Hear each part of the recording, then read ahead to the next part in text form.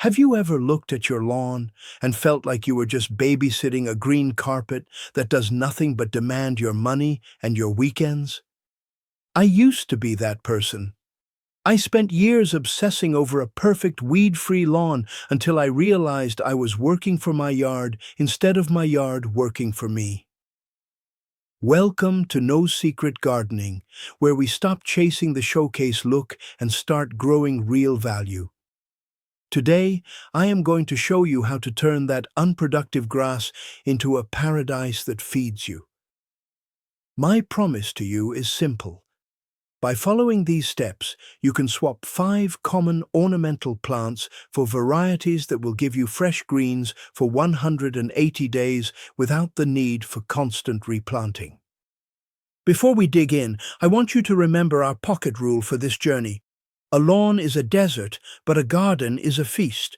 Feed the soil, and the soil feeds the family. We aren't just planting food, we are building a system. To see if your yard is ready for this transformation right now, let's do a quick practical proof called the midday soil heat test. Go to your lawn at noon and put your bare hand on the grass, then find a small patch of bare dirt or a mulch pile. Usually, you'll notice the grass is hot and the exposed soil is even hotter. That heat is what kills your potential harvest. If the soil is scorching, the leaf suffers even with water. Our goal is to keep that ground cool and productive. The first item on our 2026 list, and we are starting right on time, is the transition from ornamental ivy or grass to sweet potato ground cover. Most people think sweet potatoes belong in a hidden patch in the back, but in 2026 we use them as the ultimate functional carpet. Why? Because a single planting usually covers a massive area in weeks, suppressing weeds and keeping the soil moist. While the neighbors are mowing, you are letting your ground cover build massive tubers underground. But here is the secret the showcase magazines won't tell you. Don't just go for the ornamental purple leaf varieties you see at the big box stores. They are bred for color, not flavor.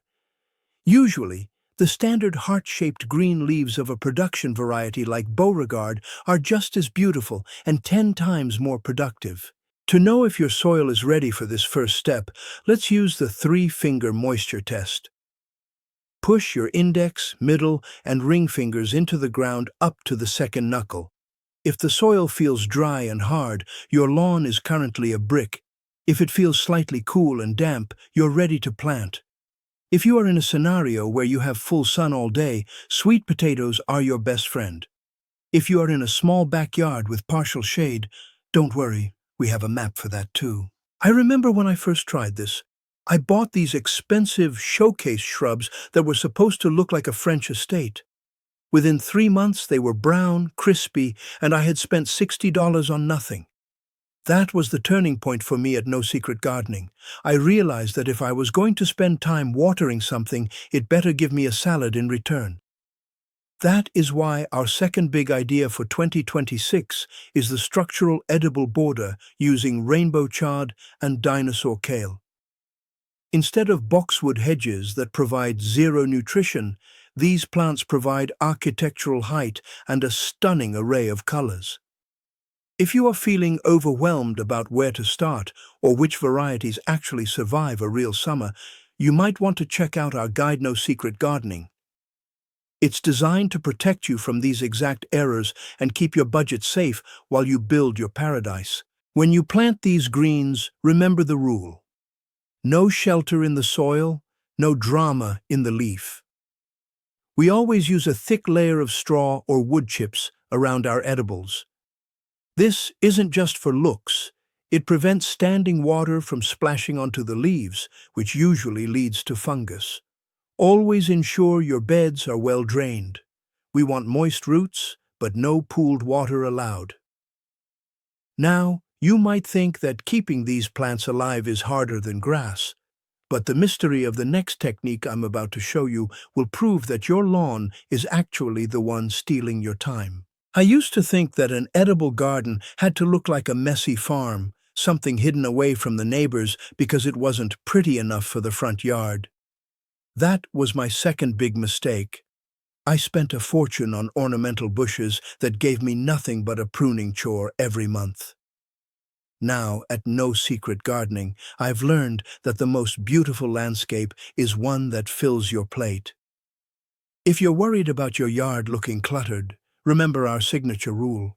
A lawn is a desert, but a garden is a feast. Feed the soil, and the soil feeds the family. Let's talk about replacing those useless privacy hedges. Instead of planting standard evergreens that just sit there, let's talk about the berry fence. In 2026, we are seeing a massive shift toward using thornless blackberries and blueberries as structural elements. They offer white blossoms in the spring, deep green foliage in the summer, and a harvest that can save you $50 a month at the grocery store. But here is the reality check. Most people fail because they treat a blueberry like a regular bush. Blueberries usually need acidic soil and very consistent moisture. If you just stick them in your lawn's clay soil, they will turn yellow and die within a season. To see if your current plants are actually thriving or just surviving, let's do a quick practical proof, the leaf firmness test. Go to your most prized plant right now and gently try to fold a mature leaf between your thumb and forefinger. A healthy, well-hydrated plant that is actually absorbing nutrients will feel crisp and offer a bit of resistance. It might even snap if it's a succulent variety. If the leaf feels like wet tissue paper or is limp even after a watering, your soil structure is failing you. It means the roots are suffocating or the water isn't reaching the core. Usually this happens because the soil has become a hard crust. This brings us to our decision map for your specific environment. I want you to look at your space right now and categorize it. If you have a small backyard with at least 6 hours of sun, your best move is the stacked herb border. Use rosemary and lavender at the back for height and creeping thyme at the front. These are set and forget plants that thrive on neglect. If you are in a scenario with partial shade, perhaps under a large tree where grass won't even grow, forget the berries. Switch to alpine strawberries and mint. But be careful. Always plant mint in a buried pot or a contained area to prevent it from taking over the whole neighborhood. If you are in a pot or apartment scenario, your paradise happens vertically. Focus on cut-and-come-again lettuce varieties that give you a salad every week without ever pulling the root. One thing I always tell my friends is that summer is a trio: right plant, protected soil, and water at the right time. If you miss one of these, the whole system collapses. I've seen so many people buy the right plants but leave the soil bare. That bare soil acts like a magnifying glass for the sun, cooking the delicate microbial life that actually feeds your vegetables. When we talk about watering, consistency is king, but safety is queen. Always ensure your containers and beds have proper drainage holes. We want the soil to be a damp sponge, but we have a strict rule: no standing water and no pooled water in the trays. This keeps the mosquitoes away and prevents root rot, which is the silent killer of the edible landscape. I remember a subscriber told me they were about to give up because their showcase garden from a magazine looked like a graveyard after just one heat wave. I told them the problem wasn't their thumb, it was the plant selection. They were trying to grow thirsty, sensitive English roses in a climate that demanded hardy, productive perennials. Once we swapped those roses for pineapple, sage, and elderberry, their yard transformed. The sage gives you stunning red flowers that hummingbirds love, and the leaves actually taste like pineapple for your summer drinks. As we move forward, you need to understand that your soil is a living organism. If you treat it like dirt, it will give you dust. If you treat it like a legacy, it will feed your children. I learned this the hard way after wasting 3 years trying to grow perfect tomatoes in tired, chemical-dependent soil. Now I focus on building a resilient backyard buffet that doesn't panic when I miss a day of watering. But there is one master error that most beginners make when they finally decide to kill their lawn, and it's something that can actually cost you your entire first harvest. I lost a lot of money until I discovered this one simple adjustment that I'm going to share in the next part. That master error I mentioned? It's what I call the weekend warrior trap. People get so inspired that they go out and rototill their entire lawn in a single Saturday, leaving a massive patch of bare brown dirt exposed to the sun. Within 48 hours, the UV rays have baked the life out of that soil, and by Monday, the weeds have already moved in to claim the territory. At No Secret Gardening, we don't fight nature, we partner with it. Instead of stripping the land, we use sheet mulching. You lay down plain brown cardboard right over the grass, soak it with water, ensuring there is no standing water or pooled water, and cover it with thick mulch. This creates a slow-release buffet for your future plants. Remember our signature rule: a lawn is a desert, but a garden is a feast. Feed the soil, and the soil feeds the family. When you stop treating your yard like a chore and start treating it like an ecosystem, everything changes. To see if your new edible landscape is actually starting to breathe, let's do a quick practical proof: the sprout test. Clear a tiny 4-inch circle in your mulch down to the soil and wait 3 days. If you see tiny, opportunistic volunteer sprouts or even a bit of white fungal mycelium, your soil is coming back to life. It means the biology is active and ready to support those high-value edible plants. As we look at our 2026 roadmap, let's go through your final decision map to make sure you're putting the right plant in the right spot.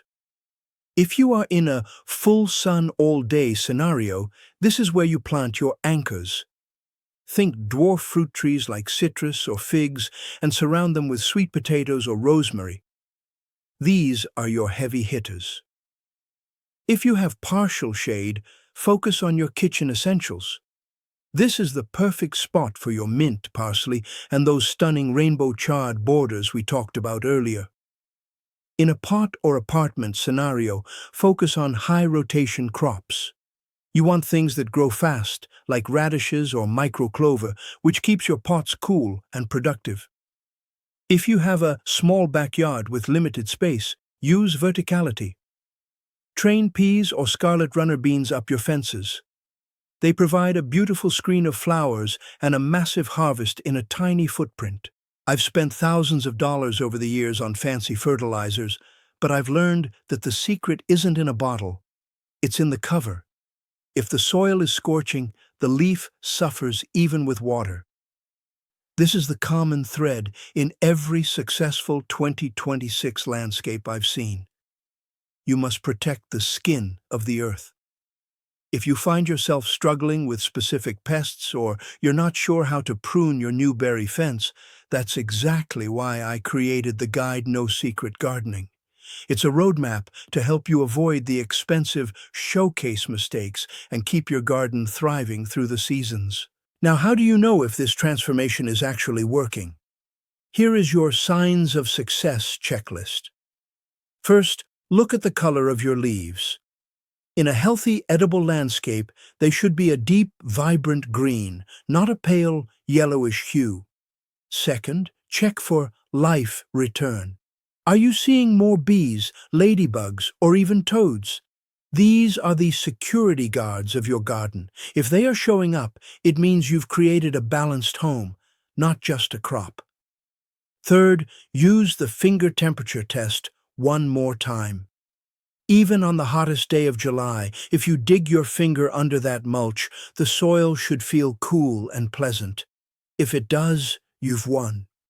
You've successfully turned a heat-radiating lawn into a life-sustaining paradise.